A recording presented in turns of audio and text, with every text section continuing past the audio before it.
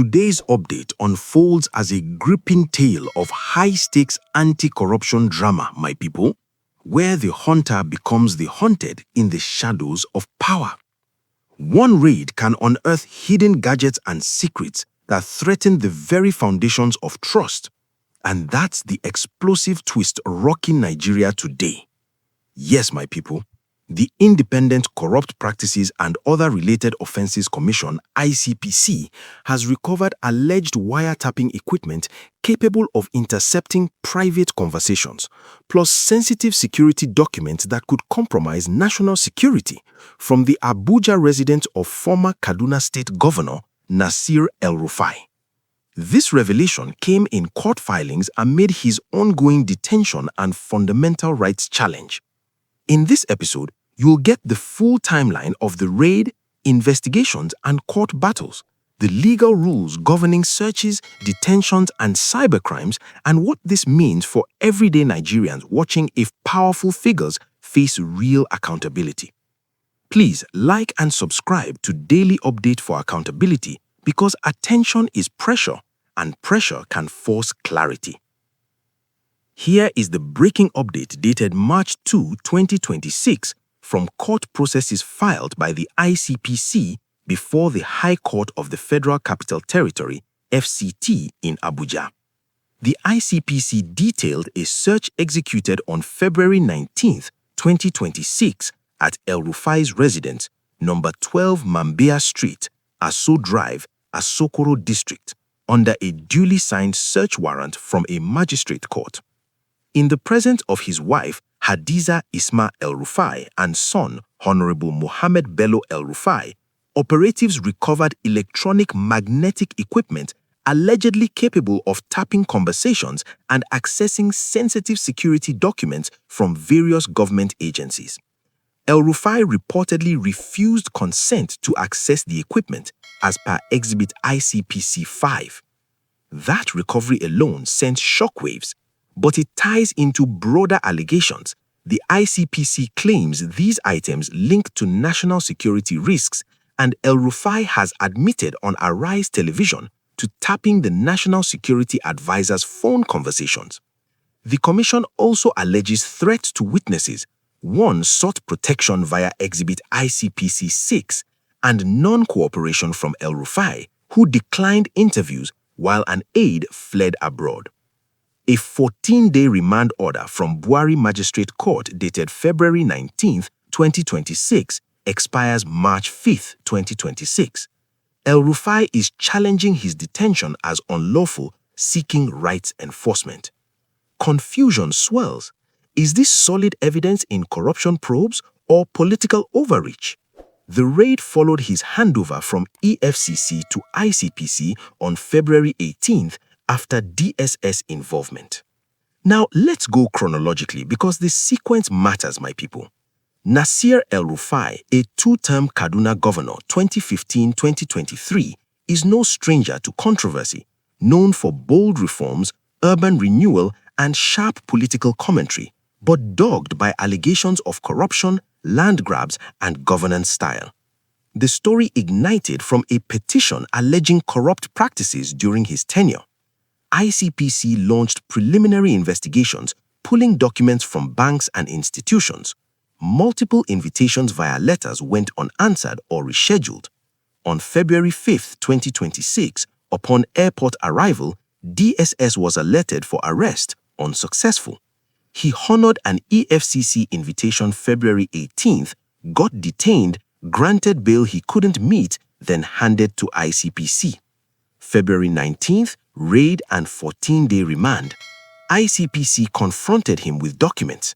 He filed suit challenging the warrant's validity, invasion and detention, seeking 1 billion naira damages, return of items, and injunctions. Public reactions split sharply. For some Nigerians, especially critics of El-Rufai's past, it's long overdue justice on corruption, cybercrimes, and security breaches. For others, supporters see political witch hunt, given his vocal opposition stance and timing amid 2027 buzz. Online, emotions boil. #El-Rufai raid trends with calls for transparency, versus claims of repression. The build-up? Years of EFCC ICPC probes into Kaduna funds, 1.4 million euros whereabouts, suspicious 2.1 billion naira payments from IGR accounts. This raid revelation amplifies stakes, humanizing the fear of unchecked power or selective justice. So, what are the rules and laws at play in plain language? First, searches and seizures require warrants under the Administration of Criminal Justice Act and Constitution. ICPC claims theirs was duly signed, but El-Rufai challenges validity, like missing magisterial district details. Second, detention. Magistrate courts can remand for up to 14 days pending investigation.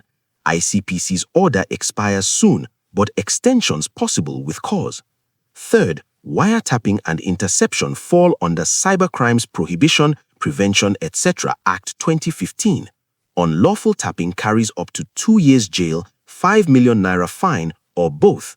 Handling sensitive docs risks additional charges for unauthorized access or national security compromise. Fourth, fundamental rights. Section 46 allows suits for enforcement if violated. Detention without due process, unlawful search can be contested.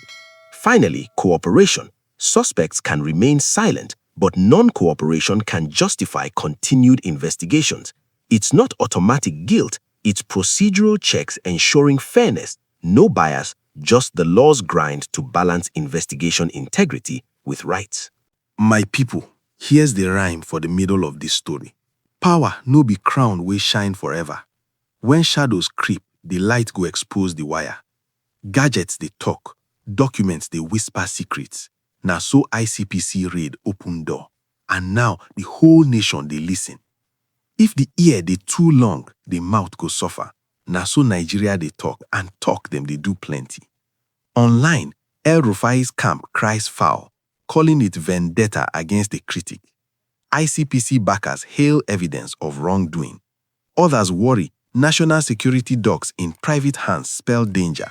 The divide is sharp because Nigeria has endured too long with elite impunity, probes that drag or vanish for the connected. Now, let's bring it down to the real-life stakes for everyday Nigerians. For traders and workers in Lagos or Kaduna, dodging kidnappers and economic squeeze. This isn't elite drama. It's about whether anti-graft agencies tackle corruption seriously or play politics. A market woman in Kano worrying about insecurity wants proof sensitive docs aren't misused by anyone, powerful or not.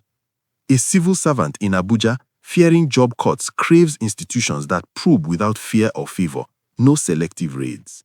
Young Nigerians like techies in Ikeja, hustling amid surveillance fears, need assurance privacy and rights hold, even for big names.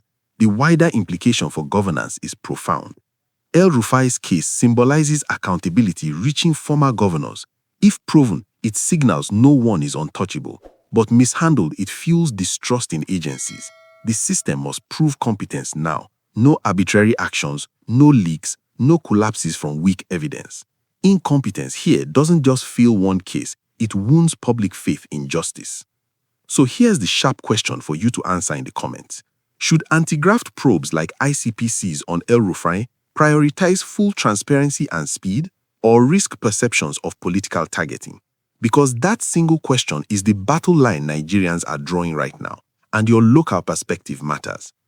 Around Asokoro and Abuja corridors, residents watch security details and court movements like a tense match with whispers in markets. Civic voices ask if agencies can pursue without overreach, and defenses hold against rights violations. Even transporters near FCT courts feel the ripple. Every raid shifts atmosphere. People want stability, but justice that feels fair and real. Let's close with what is verified and what to watch next. Verified. On February 19, 2026, ICPC raided El-Rufai's home in Abuja under warrant, recovering alleged wiretapping equipment and sensitive security documents in presence of family. Verified. 14-day remand expires March 5, 2026.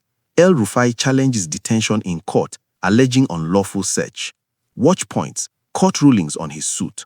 Whether items lead to formal charges under Cybercrimes Act, ICPC's next moves post-remand, and if probes yield concrete evidence without procedural slips. Final proverb, my people.